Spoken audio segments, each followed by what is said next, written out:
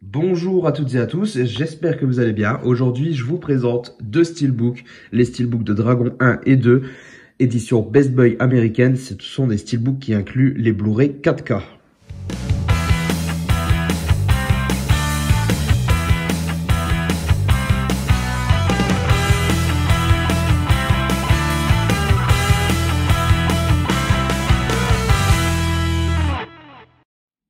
Lors d'une vidéo achat récent, il y a quelques temps, je les avais présentés et on m'avait demandé une présentation à part entière.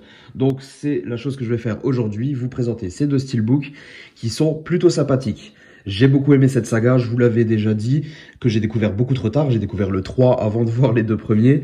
Et ce fut une énorme surprise, donc j'avais vraiment très envie d'avoir cette saga complète en steelbook.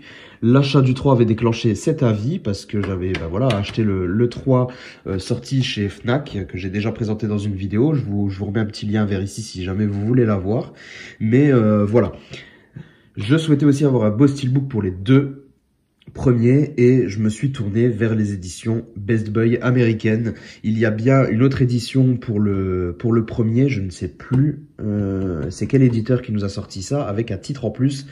J'ai beaucoup hésité, mais le prix est quand même assez élevé. Là, j'ai réussi à avoir le lot de 2 pour un prix relativement beaucoup plus correct, on va dire. Donc voilà, je suis plutôt satisfait de ces deux steelbooks que je vous présente tout de suite. Alors déjà, sur le premier, on retrouve en première face une image très jolie avec Harold et son dragon. Plutôt sympathique. Nous sommes sur une finition full vernis qui rend très bien. Malheureusement, on voit bien que j'ai pas échappé à un petit poc. C'est pas vraiment un poc, c'est le métal qui a pris une petite claque par ici, hein. Il y a une petite pliure. Et maintenant, en fait, finalement, vous voyez, c'est bien un poc qui a eu lieu ici, comme vous pouvez le voir. C'est dommage. Heureusement, ça se voit que en pleine lumière. Sinon, l'image choisie est très bonne. Moi, ça me plaît beaucoup. Et les teintes ressortent très bien. Ce bleu est vraiment très joli. Le reflet de la lune est également en reflet métallique. Et ça fait très plaisir parce que ça sort plutôt bien. Et puis, cette édition vernis qui rend la chose encore plus belle. Sur la tranche, on retrouve le titre en version originale, bien entendu. Avec, ce n'est pas une continuité, mais nous sommes quand même à peu près dans le même thème, hein, de fond, le ciel sur fond très sombre.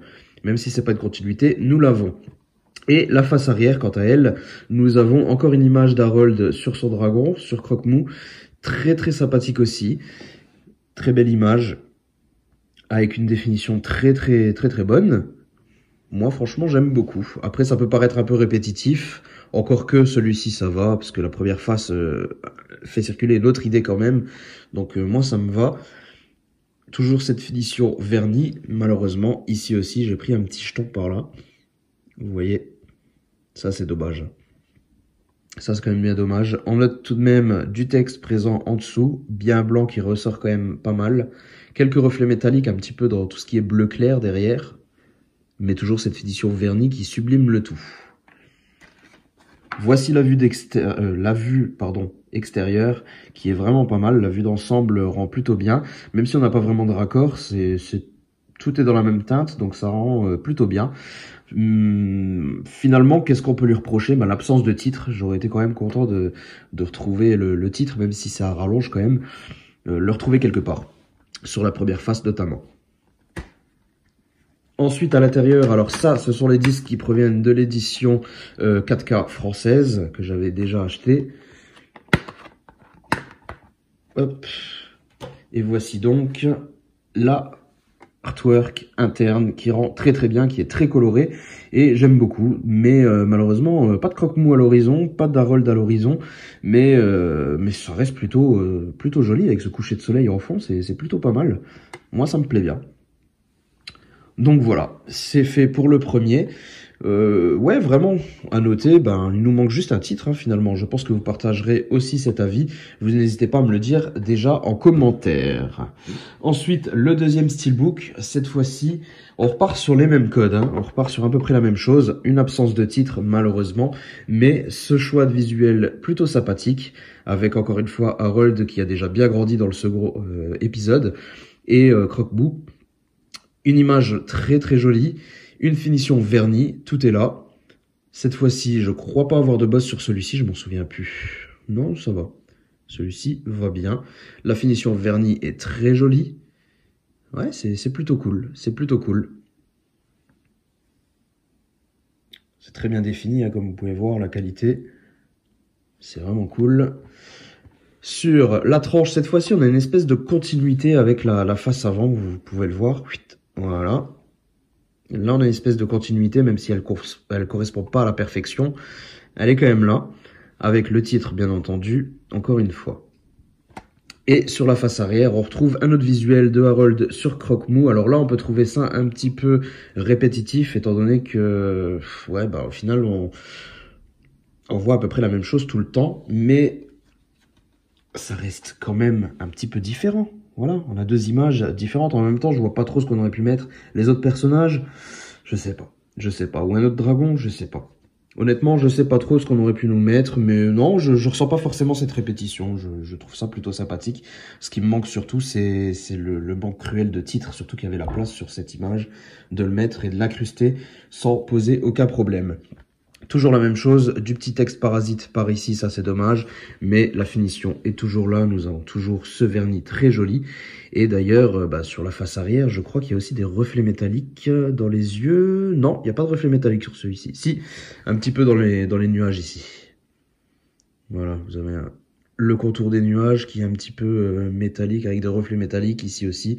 Tout ce qui est un peu jaunâtre en fait. Donc voilà, ça rend plutôt bien, la qualité est là. Moi, j'aime beaucoup cette vue.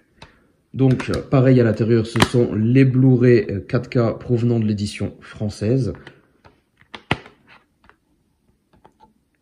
Voilà. Et côté artwork interne, le voici. On y voit la fameuse ville, je sais plus comment elle s'appelle malheureusement, mais on y voit la ville. C'est toujours aussi coloré, toujours aussi joli et bien défini. Donc, c'est plutôt chouette. Même si on aurait peut-être aimé voir un peu plus d'activité dans cette image. Je sais pas. Qu'est-ce que vous en pensez, vous? Bon, en attendant, l'artwork est plutôt réussi. Il n'y a pas de souci quand même de ce côté. C'est quand même sympa. Mais quelque chose d'un peu plus vivant, avec des dragons un peu partout qui volent, ça aurait été sympa aussi. Hein. Ça aurait pu être pas mal. Mais voilà, en tout cas, voici ces deux steelbooks qui ont été présentés. J'en suis tout de même pleinement satisfait, surtout que je les ai eus pour un peu moins de 50 € les deux, frais de port inclus. Non, je crois à peu près 50 €, frais de port inclus pour les deux, ce qui reste un prix assez raisonnable. Je suis plutôt content. Toute cette saga, maintenant, je l'ai en steelbook, même le français qui est à leur côté. Et j'en suis très très satisfait. N'hésitez pas maintenant à me dire dans les commentaires ce que vous en avez pensé. On se retrouve très bientôt pour une prochaine vidéo. Portez-vous bien. Ciao tout le monde.